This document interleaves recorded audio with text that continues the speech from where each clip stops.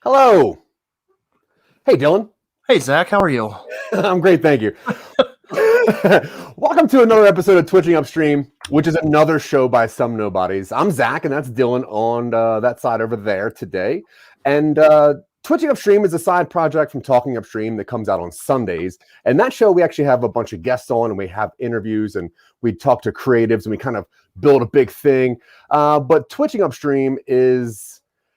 it's a little bit different. And if you know us, you know that I send Dylan about 10 new ideas a week, usually in text message form. And these ideas hit me at the weirdest times. So he gets these messages at all hours of the day, which is probably annoying to him. And on the show, what I do is I ask Dylan to pick one of these text messages that I have sent him, and then we work on that project with a little help from you, hopefully. So if at any time, if you have any suggestions, just throw it into the chat and we'll try to work it in. We'll do something, you know, we'll use your suggestions somehow. Yeah. Who knows? Yeah. And quick note, special thanks to Scene Snobs. Scene Snobs is a very cool channel of some pretty cool nerds.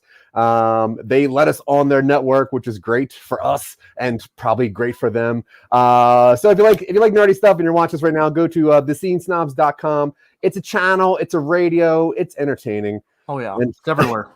It's everywhere. Hey, what are those faces you making? Why are you making faces at me? Me? I make faces all the time. Yeah, but when you make this face, that means like I'm doing something probably not right. Nah, you should just ignore that. All right, cool. Well, like always, check out somenobodies.com for all of our progress and all this weird whatnot we got going on. Before we get to the creation part, what I like to do is give people some time to kind of show up and get into the chat so we can make a better, cooler show. And B, I ask my best friend Dylan some quick questions. And I do this live because he won't respond to these kind of text messages in real time. It's just a lot. It's just a lot. I can't be attached to my phone, man. It's got to be a lot. So until some people show up in the chat, we're going to get on to some quick nerd news that I care about, and some people don't, so whatever. But first, Star Wars news, because I'm a nerd, whatever. Favreau says that The Mandalorian will lead directly into the sequel trilogy. So if The Mandalorian is currently set in 9 BBY and Force Awakens is 34 BBY, there's ultimately got to be some kind of time jump, right? Is that so BBY or ABY? BBY. ABY. Yeah, ABY, sorry. Okay. All ABY. Yeah. Battle Yavin's way before. It's very important that we get our fictional Star Wars dates correct. You're right, and I appreciate you. I appreciate you fact checking me on that. But that means that there's got to be a 25-year gap here. So my quick question is, is Grogu dead, or are they trying to reset the universe? Grogu is a B canon character, and he doesn't exist in the movies. Rumor is that they're trying to reset the movies. I don't buy it. That's weak. Yeah, Ahsoka Tano is about, time jumping universe, like the world between worlds, that kind of thing. Yeah, so we'll see. All right. Well, on to Marvel news. Marvel. No, that's not good. Wanda is the only bit of MCU that we're getting right now, and it's halfway done. 4th episode of 8 just came out.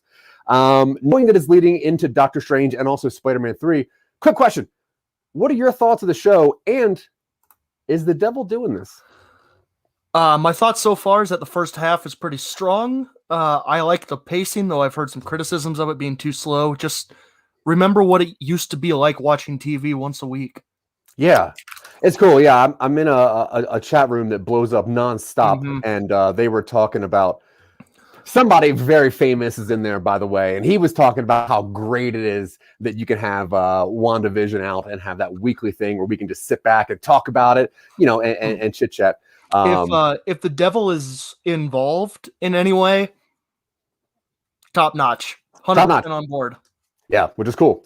All right, DC news. Snyder Cut got released. It got a release date, and also Jared Leto has released some burnt face images that tie into the real ending of the Ayers Suicide Squad. Quick question. Do you want to talk about this, or do you want to talk about something a little bit more intriguing in DC news? More intriguing. I don't care about the Snyder Cut. I really don't. Perfect. All right. In better DC news, Jeffrey Wright of Westworld and Hunger Games made DC history by being cast as the first Black Batman. He's cast in a role on the show called Batman: The Audio Adventure, which is a new podcast for HBO Max. How you feel about that? Huh. I like Jeffrey Wright. Batman podcast. I like podcasts. Sure, why not? Let's do it. You like I like Jeffrey Wright. Yeah, Jeffrey Wright's awesome. Yeah, he's great. He's got great a good voice for Batman, I think. I agree. Yeah. All right. Other nerd news. Elon Musk recently implanted a microchip in a monkey's brain so that the monkey can play video games with their brain. So, quick question. Why didn't you think of this for one of our shows? Because I'm not a hack. You're calling Elon Musk a hack? Yeah.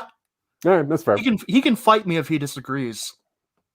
All right. Well, hey, I'll send him a message on Twitter. He might actually respond. Yeah, he's got nothing better to do.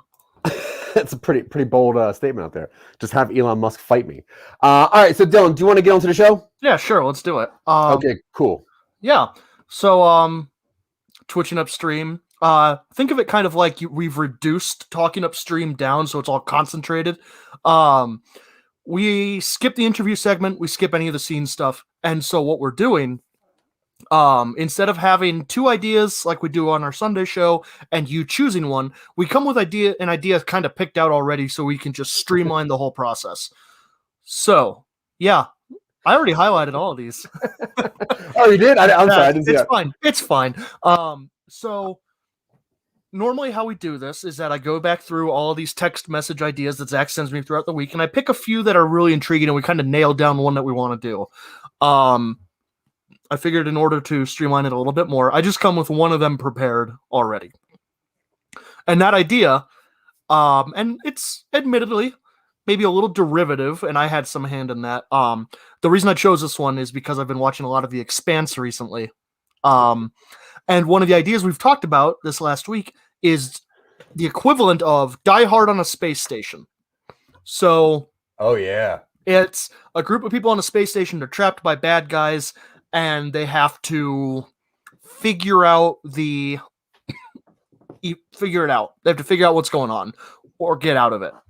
Not only that, but I figured we could do our first sequel of the show. Oh, okay, cool. Yeah, we've never tackled a sequel before. Yeah, so Lockdown's pretty close, but I haven't seen it, so we're gonna skip that. Tim, I love The Expanse. Does he ever? You should have heard the pre-show. It's all about The Expanse. No, so we haven't done a sequel to any of our previous ideas on the show. We like to try and come with fresh stuff prepared.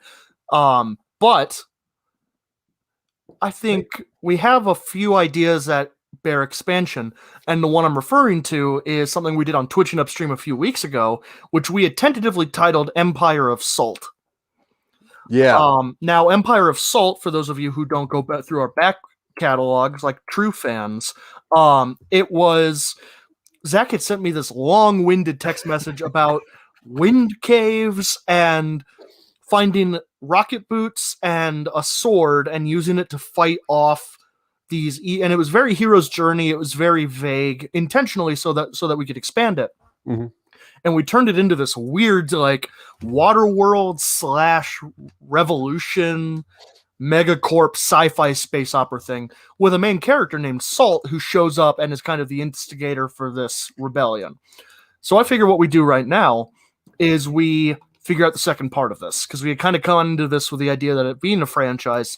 So let's do Empire of Salt Part 2, whatever we wind up titling it. But effectively, It would be set on a space station, bad guys show up, and the characters have to deal with that. Okay. So we are set on a space station. God, I just cannot spell today. Okay, so we're set on a space station. Bad guys show up. Please, just don't read this board today. This is ridiculous. I'm going to have my huge head. Oh, come on. All right. Anyway. So, yeah, we got bad guys showing up at a space station. Now, the end of Salt. Now, obviously, you said Empire Salt's taken, so we got to change the name of that. Yeah. So we'll think of a cooler name for that. But Salt ended with him leaving that planet and being chased by the corporation, correct? He had at least caused trouble for them and caused them to lose some of their revenue. So he's on their radar. Cool. Things we haven't kind of touched on for the character beyond just most of it is why he's got such a beef with this sci-fi mega corporation and why he's going around specifically ruining all of their business ventures. Now a little bit of a reminder just for us is that we had planned this series to be kind of like a series of semi-standalones where this character Salt shows up, causes trouble, and moves on to the next one. And maybe there's some grand unifying like final episode or something where everybody comes together and does their thing. Maybe not. I don't think we worry about that for this one. Yeah. Do you think that it's cooler for yeah, he's probably gonna have some kind of shoes. Yeah, he's probably got shoes. Why not? Space shoes. Okay, so because he is someone who doesn't really care about what he's doing, I'm assuming he just kind of causes trouble for people. Also, I got some new colors, which I'm very happy about. Ooh. And they're back to the original smell. Production value. So yeah. Careful. So Hey, hopefully, save that for later. yeah, hopefully it's gonna get pretty funny. Okay, so I like this maybe starting out without the knowledge of Salt, right? Like this is starting out maybe on a space station. These people don't know who Salt is, and we're kind of traveling. We're going along their life, which is probably pretty bad, right? We're going to assume this is not Salt's story. This is someone else's story where he shows up and kind of he's not an antagonist, but he's definitely not a hero. He shows up and throws the characters' lives on their head. Cool. Yeah, I like that. Okay, so we're going to pick up with a very Empire-like space station, correct? A very Death Star-esque. I think so. Maybe not a weapons platform. It seems like we've kind of set up this network of exotic. Remember in the first one, they were mining crystallized oxygen for a water planet. Yeah. So what if this was an equally exotic, like material research station? Or is this a processing planet? It could be processing planet. I was stuck on. I had the idea that it was. Hey, pause. What's DS9? Deep Space Nine, the Star Trek. Deep Space Nine. Oh, there's Trek nerds here? Yeah. Huh, cool. All right. We're multidisciplinarian. I thought I saw Tim B. Siegel in there, so I was like, there can't be Trekkies in here because he's kind of anti-Trekkies from what I hear. He kicks people off his show for being. Listen, don't instigate trouble in our chat. This is the first time. This is our first show on the Scene Snobs Network, so we got to be all right, that's fair. That's fair. No, I had imagined this one as like if it's a space station, maybe it's in like orbit around a star, and it's kind of like siphoning off energy or something like that, and then transmitting it somehow. We're setting this way in the future beyond any sort of modern manufacturing capabilities, so we can have it be as weird sci-fi as we want. Yeah. Now, do you want it to touch it all with the first movie? Like, is this maybe the processing plant for that crystallized oxygen that maybe he just passes by accident? No, because it should be a different company completely. Because I like him bringing somebody bad to a place that's already bad. I think that's interesting. It's either a different company or it's a different arm or like department of a different company. So I think at this point, that's true. All right, my apologies. I think at this point in the series, we shouldn't be quite so obvious about it being follow-ups, and we should start off with like, I mean, obviously people are going to know it's in the same universe, but we start off with just like unrelated people to the first movie whatsoever, unrelated whatever. Cool. And then in the first act at some point, like a ship, a lone, like a single occupancy craft comes out of like a warp gate, and it's trailing whatever ship's trail in this universe to show that it's been like shot. And the people on the station are like, that person needs help. We got to help them. And then he shows up and they're like, who are you? We don't know who you are, because he's not a famous figure. And then I like the idea that he's being trailed by someone like a hostile force or something. Maybe he is fleeing from the scene of some sort of trouble he's caused. Maybe he's hurt and he has to like not manipulate. Well, maybe he does manipulate them into caring for him, but he shows up. He's like, "Hey, I need help. Get me fuel, get me ammunition, get me supplies, and I'll get out of here." And then whoever's pursuing him, like a whole, like a micro fleet materializes out of the warp gate, and they put the station on lockdown because a fugitive has arrived or something like that. No, I like that. So we're going to pick up this story with some workers at Ultra Corp, right? And working title Ultra Corp, and they are in orbit around a star, and they are mining the gaseous version of aluminum. Sure. Right. And they're doing this for inhaler purposes for some other alien that needs, they can only breathe aluminum. I have no idea. Yeah, whatever. Okay, so these guys are working at this corporation that's mining gaseous aluminum, or at least bottling it. It's very similar to the old mining towns where everybody who lived in the town worked in the mines or worked in a business supporting the mines. The mine company like gave out mine dollars, and so you had to go like shop, like they own everything. You can't get off the station without a transfer voucher or something like that. So they're stuck, and I imagine things are not good for them. Cool. So do you want to give maybe the workers the traditional rise up story, almost like a Snowpiercer style, except before they get to like their goal, Salt shows up? I like that idea because it would start up as like maximum effort. I love that. It could start up as people thinking like, oh, they're just doing the same thing they did last time, because the last time was kind of like a workers rise up story. Yeah. And then it becomes less of a workers rise up story and more, we have to get out of here. Or, and then it becomes the issue of like difficulty about turning someone over to the authorities if you shouldn't, or something along those lines. Cool. Okay, so the workers are here and they are being treated like miners. They're probably under the same conditions as like the asbestos people here. Mm-hmm. And they're getting sick because of their job, but they're stuck there. They can't get out of it because they live there and they're kind of in that endangered servitude kind of thing. Their suits are bad enough that it like burns like their neck where the seals are, like it does in The Expanse. Yeah. So we're going to get close to a rise up situation. Yeah. I imagine sorry. No, I was going to say, who's our window character? Well, I was just about to say, I imagine the opening scene is like that meeting where everybody is like, hey, we lost another 6 people to aluminum vapors this last pay cycle or something. We got to start really kind of getting this moving. And maybe the meeting gets broken up by like union busters or something like that. All right. So we're going to start in a company meeting. Right? Not even a company meeting, just a worker meeting. Oh, worker meeting. Oh, okay. I misunderstood. And someone there does have a cat. Thank you, Mick. Okay. It is good luck to have cats on space stations. Why not? Okay, we're definitely going to highlight cat because that's a necessity. Yeah. Space cats.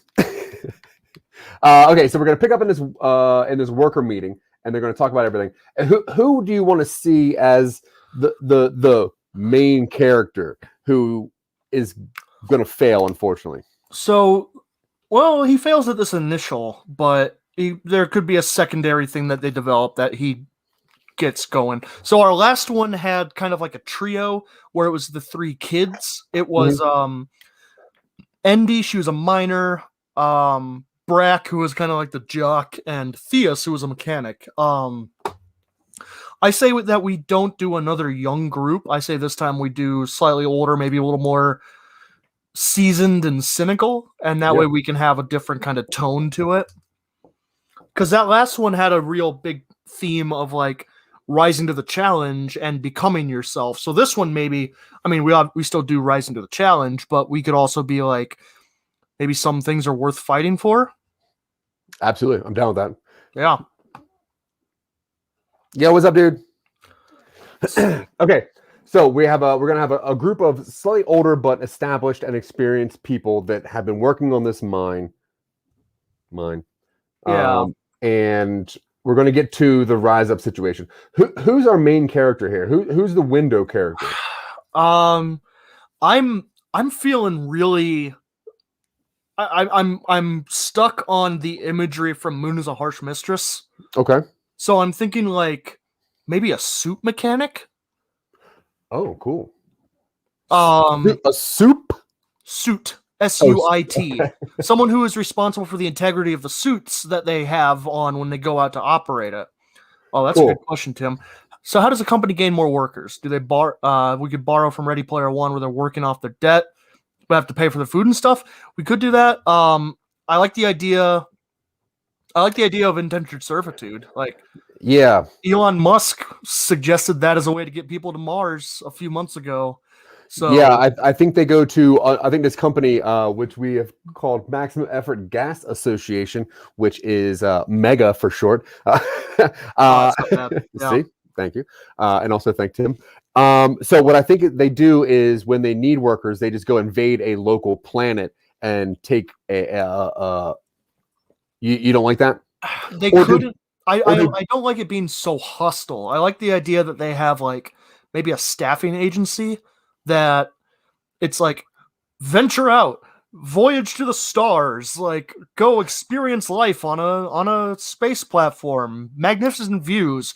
Your labor may be the proceeds of your labor may be siphoned off to pay for your trip out there. But once you have enough money, you can go wherever you like. And then, of course, once you get onto this station, the only way out is through a corporate jet or a corporate ship. So they're kind of stuck. Oh, we could also go the Maniac route. Did you watch that show?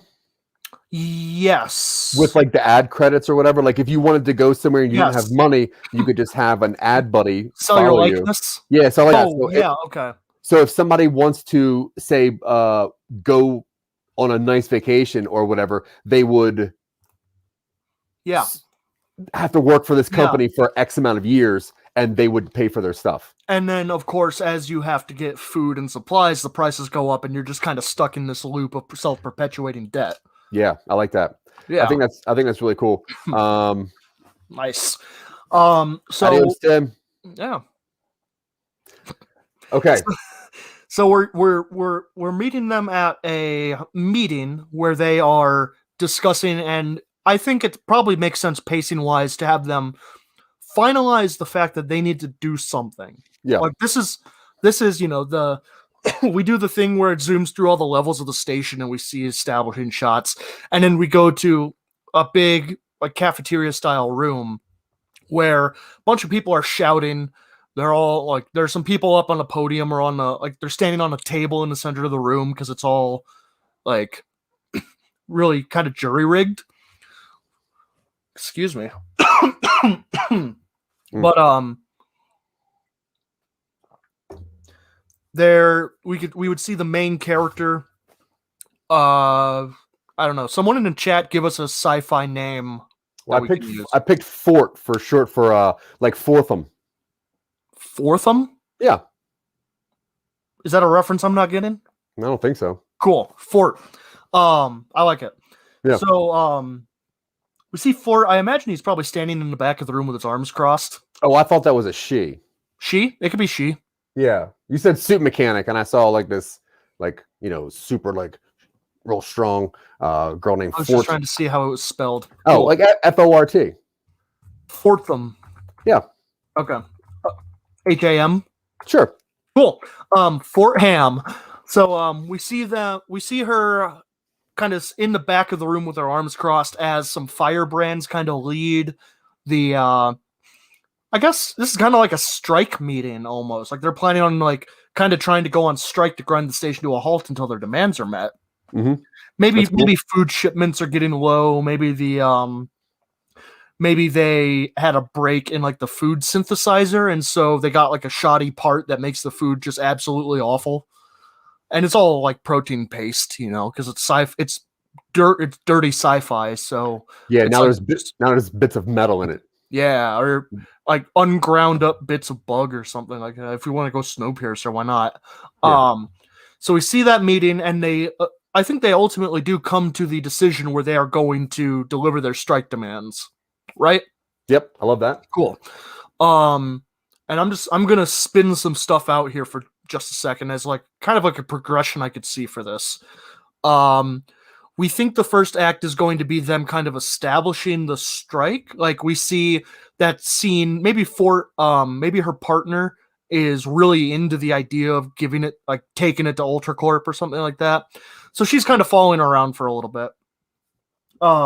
We see them interface with a bunch of other departments. We see them deal with security. Maybe the meeting gets, I say we could just jump into the action where the meeting gets broken up by station security. Yeah, I love that. Then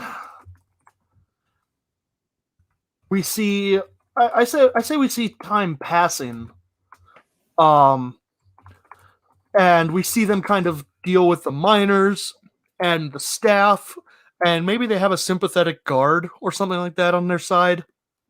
And it's just them kind of like, we do a montage of them getting all these people together. And just as they're about to, well, maybe not just as they're about to, what if Fort's partner is in like the monitoring station where they just monitor ship traffic and that sort of thing? Sure. And she's there one night, maybe just kind of like they're enjoying each other's company during their like sleep break or something like that. And then they get a ship come through the hyperspace portal. I imagine they have like a worm space portal. Okay. Like it's not freedom of movement in hyperspace. Like there are certain styles in science fiction where faster than light travel is not achievable in our universe as far as we're aware. But when you're doing sci-fi, it's really the only feasible way to have multiple different locales without it just being impossible on a timeline basis, because space is big. The immortal words of Douglas Adams, space is very big. It's pretty big. So I imagine that they have some sort of soft sci-fi hyperspace where we can move faster than light to make things quick. I say we do hyperspace portals where they have specific hyperspace lanes, and you can drop in and out of them, but the only way to really get in and out is through the portals at either end. So they have a portal by the station that kind of connects to the greater network across the galaxy. So yeah, almost like Guardians of the Galaxy style, where you got to hit like jump points, kind of. Yeah. Yes. Jump points. Yeah, I love that. So Fort's partner is in the monitoring station when they detect an unexpected and unscheduled arrival, and this single person craft comes blaring through the portal, and it's trailing engine fumes or something. And they're like, well, this is weird. And then it's like, do we report this? And she goes, why? Why would we report this to any, like, what do we owe them? It's a single person craft. They're going to jettison any second, and then they're interrupted as like the cockpit breaks open and they jettison out. And they're like, oh shit, they're alive. We have to get someone. So then another action scene can go place where they have to do this extravehicular rescue, right? I mean, all that sounds cool. Cool. I guess my question right now is timing. So we usually work our stories in a 3-arc storyline. And I guess the way I'm seeing it so far is that we're slowly talking up to the first arc. This is partway through the first one, yeah. Now, is Salt's arrival the end of the first arc, or does he come maybe midway or like almost 2/3 of the way in to really just break up everyone's plans? I think the first arc is Salt's arrival, but he's in such a bad state that he's not a player yet. And his arrival, they're like, we can't delay our effort. Like, we were planning on storming headquarters today. Cool. We can't delay this just because a guy shows up. Cool. Now, I'm assuming is Salt, he's knocked out or something? He's not, like, they can't talk to him? Okay, cool. Now, is this a thing where they were about to do the uprising, and then when Salt gets there, they're like, cool. And then maybe if they do a little bit like biometric scanning or whatever, they find out that he's wanted for crimes against Megacorp, and maybe they think, cool, Salt's on our side, we got another person. And when he wakes up, he's like, no, I gotta dip, I gotta get out of here, like people are after me. I like that idea. I had been thinking the sequence of events is Salt arrives, they get him onto the station, they start their uprising, and then suddenly station-wide alarms start blaring. They're like, they didn't know we were doing this. What's going on? Because another force has come through the portal and it completely interrupts their schedule. Or do you want it to be that they find out about Salt's pursuit later and they don't show up quite yet?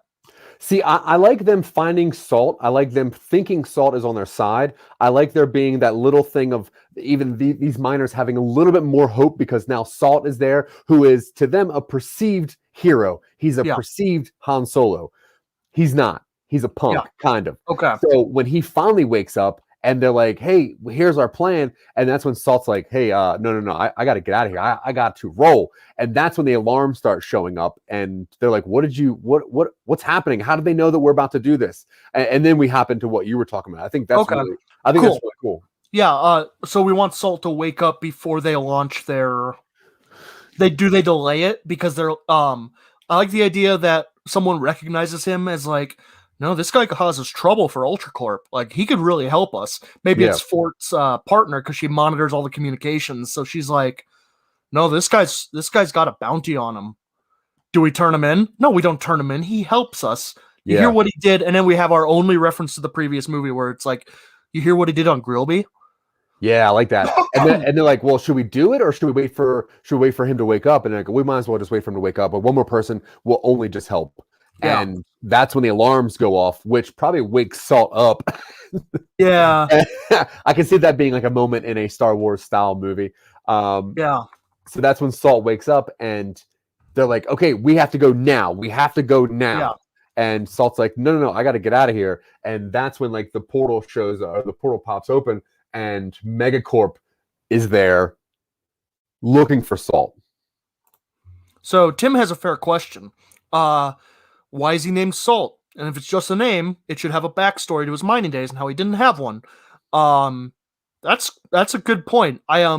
So we had come up with the name Salt as just a name. It's strong sounding.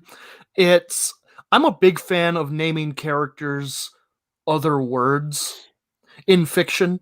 If in sci-fi and fantasy, you kind of have the liberty to name people kind of whatever you want. So I really like naming people things like Fortune, Salt, Splendid, kind of weird, like self-assigned, even sometimes nicknames. And we had intentionally last time not given Salt a backstory beyond his drive to screw up UltraCorp as much as he could by instigating revolutions. Also, Salt is a term in pro-labor movements for someone who will arrive at a workplace intentionally to try and instigate unionization efforts or strikes. So as a guy who shows up to corporate environments and causes trouble, the name Salt kind of rings that bell for people who know it. I like the idea that he is an old miner of some sort. I don't think we need to give him too much backstory in this one, especially. We'll do that in like 2 months when we do a follow-up to this episode. Let me take a note of the date. Yeah, I assume that his parents are like his parents were miners, like in danger or enslaved miners. Yeah, and that's how he got the name, because it'd be something similar to like the Game of Thrones, where whatever your mining job is, that's what your last name is, and he just goes by that throughout the galaxy. And if we want to justify his ability to cause trouble, we can have him like see the effort that it put his father through and his mother through and willingly send himself off to join like their security force or something like that. Young strapping lad, family's in the game for a long time. He volunteers to join UltraCorp security detail, gets the skills he needs, goes rogue, goes around causing trouble. This is all vague backstory that we can toss in whenever we want.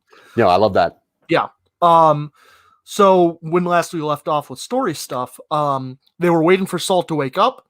He wakes up and they try to recruit him. He's not interested. Do they launch?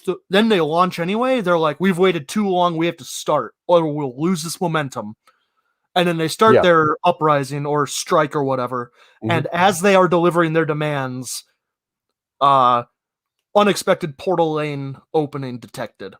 Ship arrives, big ship arrives, And big ship arrives. And Megacorp comes and they decimate our miners, except for like our main 3 or 4. Is this okay? So I want to get into. Sorry, I don't interrupting. I like where you're going. I think we make this.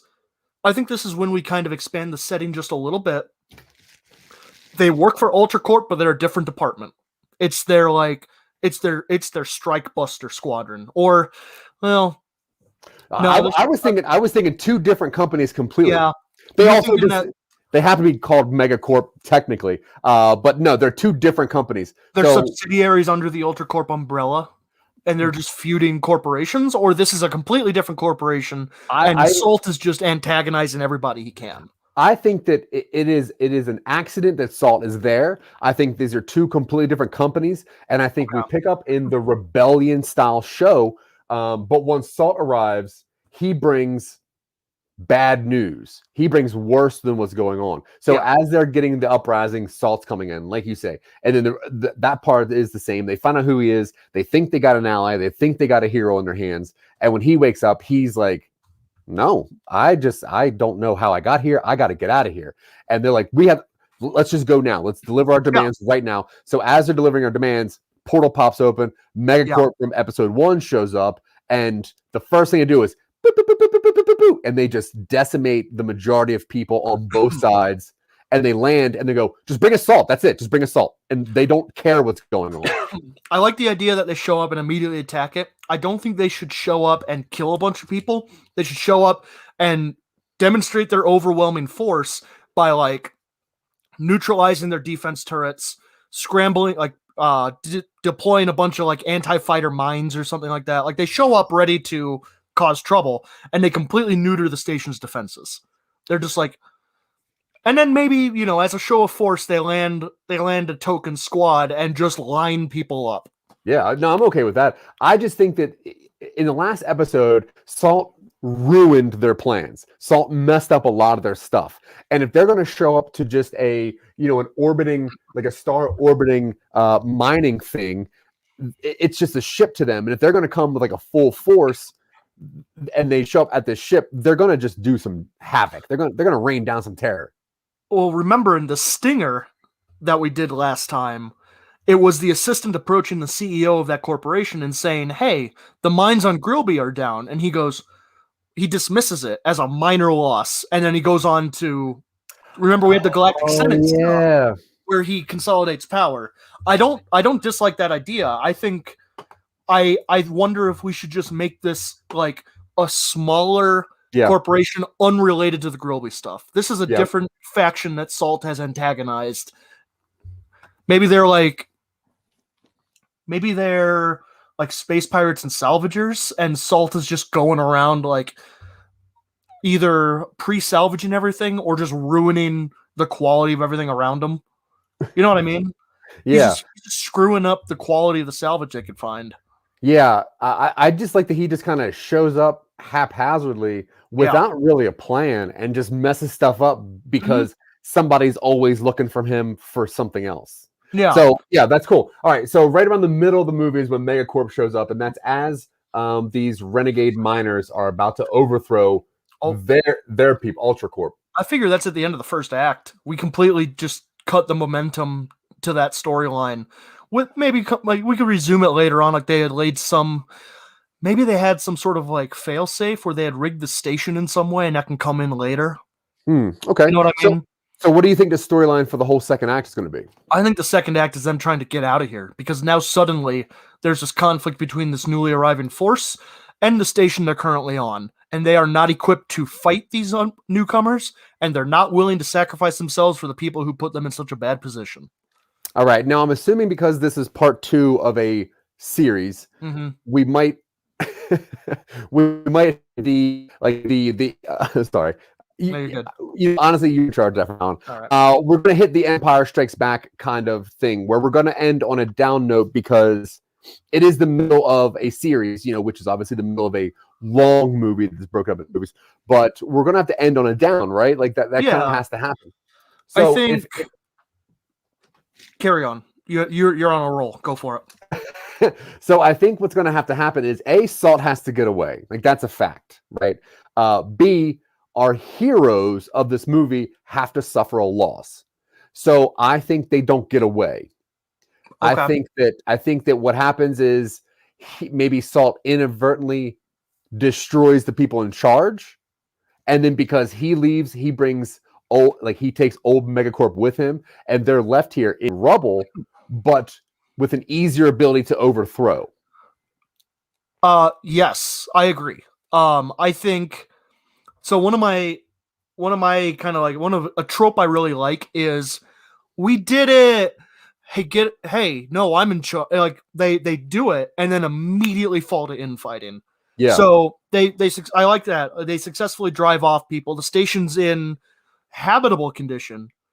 But now, what if the hyper like Salt goes through the hyperspace tunnel and it closes behind him? Like he manages to get through and the miners don't. And they're like, we don't know when it's going to open again. That's cool. I do like what you said about almost like a power vacuum. So what if there's like almost a B story where other people that are working on this thing are also about to rise up, and we don't really know a lot about that. Like say it's like just a different faction of what they're doing there. And so when Salt leaves and the portal closes, they can't go, and they go, well, at least we're free of this thing. And that's when that picks up. Like we end it with the internal fighting of that mining. The labor and the security force are together to drive off to get better working conditions. When the corporate overseers are gone, security people are like, okay, but we kind of run this place. And the labor's like, no, this was our movement and you were part of it. And then we end on the tension and then maybe Fort and all the reasonable people who are hanging out with like Fort, they leave. They just get in a ship and they're like, we're going to broadcast our distress signal as far as we can, but we're going to duck. Yeah, cool. How's it going, Tim? Right on, Tim. Take it easy out there. Or is that considering... No, I like that. Closing the hyperspace portal might be too harsh because that effectively strands them in this arm of space. Yeah, but I think they reopen it. But I think that's kind of what we're interested in here is what every person is going through while the story's going on around them. So in episode 1, like, Salt got away, but all of our friends like are kind of almost worse off now because it's going to get bad for them. Yeah. And in episode 2, it should kind of mimic that. We're like, Salt gets away. The people that we're kind of following, they're a little worse off. But I also like him. I also like him slowly building up a team over the course of the series. And then the tensions of that come to, well, Salt, you're getting work done, but at what expense? Like, at least these people had a living. At least they were connected to the wider humanity. And you just leave a trail of just, like, broken stuff behind you. And he goes, that's the idea. He's just... I think in the third one, when we do a third one, we eventually reveal that Salt is just like, you're right. I never said I was here to help people. I am here to cause them trouble. Yeah. And then you're like, oh, we're rooting for a not very good guy, but the alternative is like galactic-wide like labor oppression. Yeah. Yeah, I'm into that. I like the idea that he kind of constantly says to them, but I saved you. And they're like, but my family. And he's like, but I saved you. Something like that. Where like he feels that he's still doing good and he's not. Okay, cool. So what we're going to have here, let's break some of these characters down. Yeah. So we have our main character who's Fort, and she is a suit mechanic, and that's super cool. And her partner, the name I wrote down is Bisk, B-I-S-K. Cool. You cool with that? Okay. Yeah, I like that. And Bisk is Fort's partner, and what she does is she monitors the ship traffic in and out. She checks security. She's that person. Yeah. And then we also have our sympathetic guard. The name I wrote down for that is Jaffer, Jaffer. Sympathetic guard who kind of gives them a little bit of information. And we probably see him later on and lets some stuff slide. We're not really too sure. Yeah. And then as a fourth name, I don't have this character yet, but I have the name Pion, P-I-O-N. What if that is like the station, like head, the CEO of the station, like the boss of the station? Cool. So he's the station boss. He's the one they have to depose, or at least initially deliver their terms to. And then, of course, that doesn't go well. Yeah. Okay, so the first third of the movie is the workers trying to figure out how to uprise, knowing how to do it, about to do it, Salt arriving. Then obviously they think they're up to some good stuff. Megacorp shows up as they're about to overthrow, and bad stuff happens. All right, so the second arc of this movie, the second third. I figure this is mostly the arriving Megacorp kind of consolidating their power. They set up, they cordon off the hyperspace lane. They arrive on the station. They completely depose the current corporate government. And this is like this is like Cloud City from Empire, where the heroes are in an occupied space just kind of trying to get their feet under them after a failed uprising. They've planned for so long. They had so many people on board, and now a complete external force has arrived and completely pulled the rug out from underneath their feet. Cool. So this is them getting re-steady and eventually realizing at the end of the second act, we need to get out of here. Now, how do you feel about having this being almost like a bureaucratic fight where Megacorp shows up and UltraCorp is like, you guys don't even have jurisdiction here. And Megacorp's like, no, we actually do have jurisdiction. And then there's kind of like a battle for who's actually in charge of what happens to these slaves or whatever. We have hostile negotiations between Pion and whoever arrives from the Megacorp security. And in the meantime, Megacorp security is going around the station, rounding people up looking for Salt, knocking on doors, kicking babies. Being general, just jackbooted thugs. Just punks. Now, what are our heroes doing during this time? I figure I figured the idea when the security guys show up, it turns the revolution violent. Like, they get the alarm start blaring, someone gets loose with a trigger finger, there's a big fight between the on-station security and the uprisers, and then this is kind of them, the heroes are going through and trying to find the people they think might have been hurt. All the B characters, all their friends, all the people they were kind of talking with. This is them getting out there and being like, is Jack, have you seen Jack? Is Jack okay? And it's like, well, last I saw he was in corridor 36 when they shut the airlock. And then it's like, nobody in corridor 36 got out. They vented that. And so it's them coming to terms with their losses and adjusting to their new status quo. And probably, if we want to give Fort and I have the name written down, Fort and Bisk like some sort of contraband measure or some reason they would be singled out. Hell, they're probably just after Bisk because she's the one who has like all of the station logs. Yeah. She probably has all their communications and all of their like their validation keys or whatever. Like, she knows how to send messages out and stuff like that. So they're probably trying to lock down the station. So it's probably them just evading, and we have some guerrilla action. All right, love that. What is the crux of the second arc? What are we pushing down into the end? I figure this is them trying to get Salt to join them, and when they realize he's not going to, they try to blackmail him into taking as many of them with him as possible. All right, and then they also have to get a ship at some point and get out of here. Yeah, I figure at the end of Act 2, they solidify a plan to get out of there. Act 3 is them kind of like trying to steal a station ship and running the blockade into the loop. And then the loop shuts behind them, and they're like, we have, when we get everybody together and go back and get the rest of them, and Salt goes, I mean, you can do that. They say, like, where are we landing, Salt? We're going to have to get a ship. And he goes, yeah, good luck to you. And they're like, what do you mean? Once we land, you're free to stick around, but I am not going back there. I did what I came to do.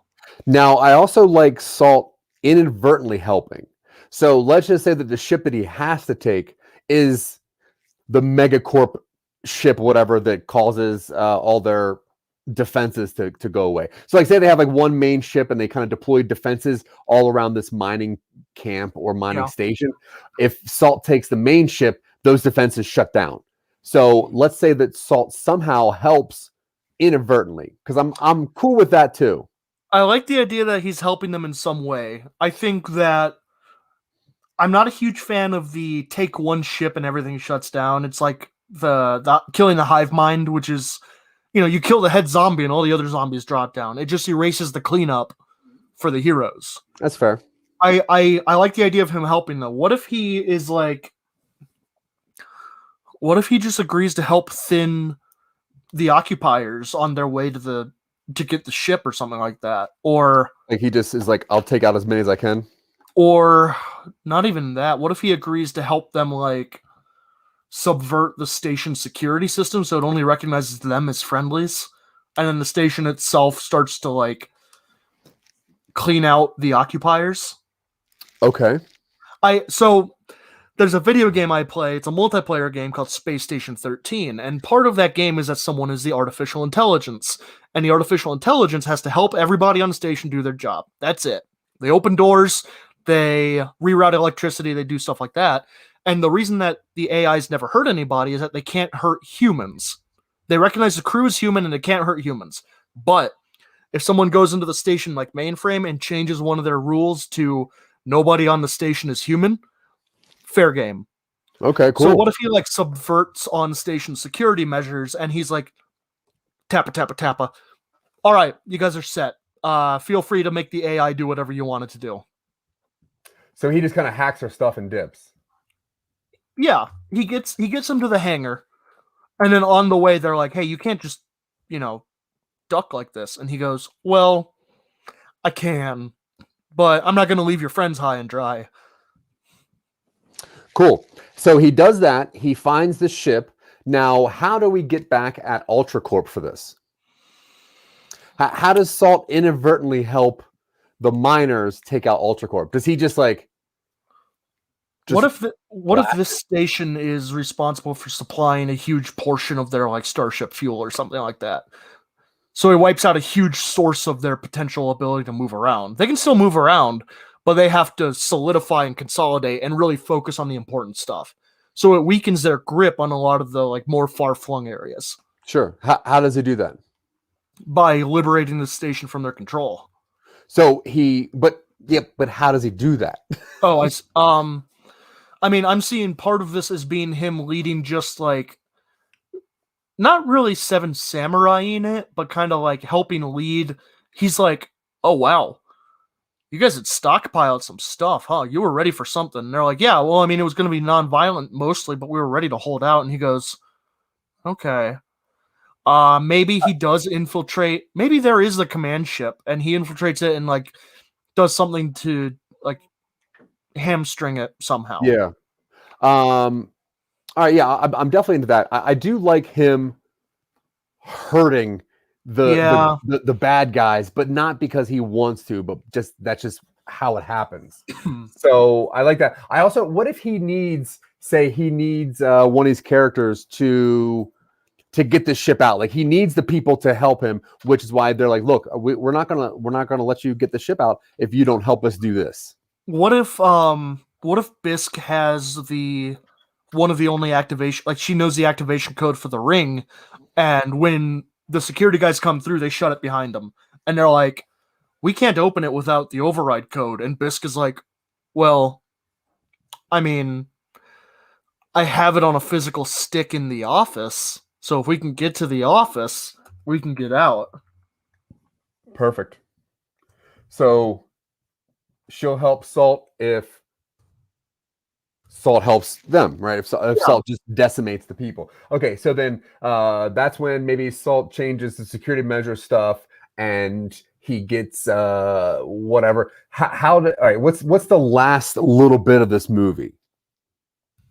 I figure we see all this. I figure we see the station guys kind of wind up winning, and they have, they throw the aggressors into the brig or something, and then we see them start infighting. We cut from there. That's the last we see of the actual station, because now we're with Salt, and we've got Fort and Bisk. Maybe Jaffer. I think Jaffer is probably left behind. Yeah. But we see Fort Bisque and maybe their families on Salt's ship, and that's when we get like, I mean, if you're going back, you are going back, because I'm not coming back. I'm not going back there. I did what I was gonna do, and then either they arrive at like an independent station or they reach the jump ring or something like that, and it's like, it's just the end of the movie is just like, we got out, but we left a lot of people behind for who knows how long and to who knows what. Yeah, love that. Okay, and then we also got to work on our stinger because we're going to lead into the third part, obviously. Yeah. Now, I feel like the stinger of part 1 was that there was a huge conglomerate. Yeah.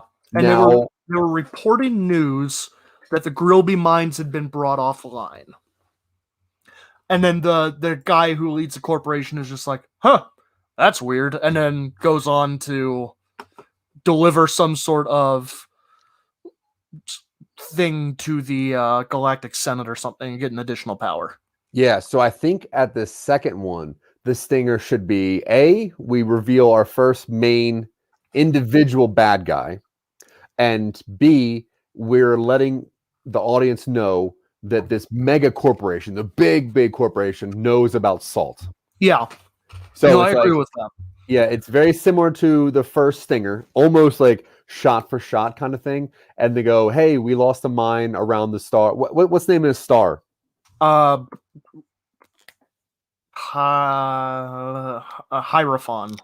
Hierophant. Okay, cool. Hierophant.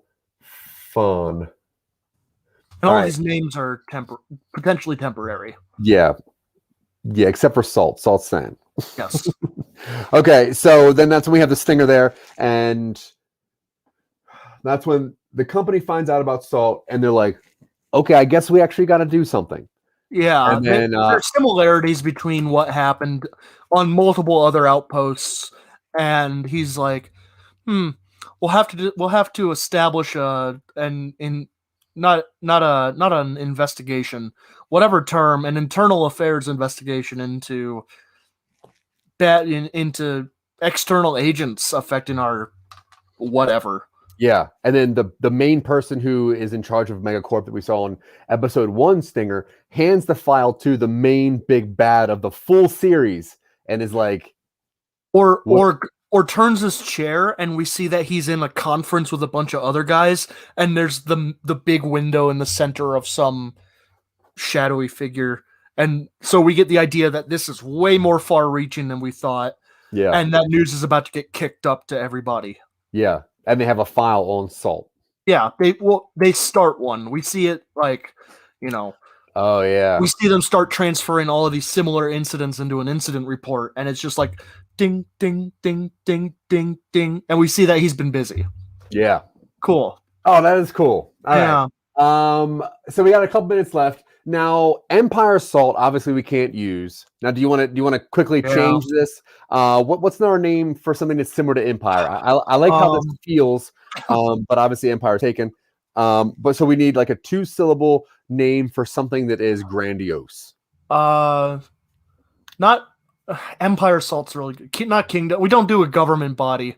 We don't do anything corporate. We could do like.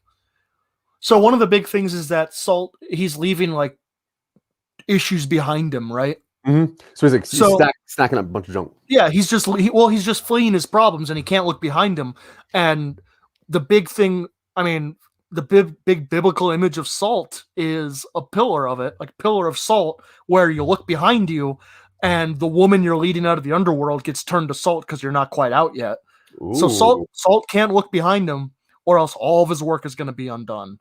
So pillar of salt. And if he's the main kind of character who shows up in all of these, he's like a pillar that everything builds on. Cool. All right, I love that. Pillar of Salt actually is cooler than Empire Salt. Yeah. Okay. Hey, we did it. We got another project to do. Well, everyone, that's been our show. Thank you so much for hanging out and making another weird but great project for Some Nobodies to work on. And obviously, you just heard us sum this thing up. This is another I guess, entry into the Pillar Assault, which is our version of what a Star Trek or Star Wars or big mega universe movie This is our big space be. opera. Our big opera.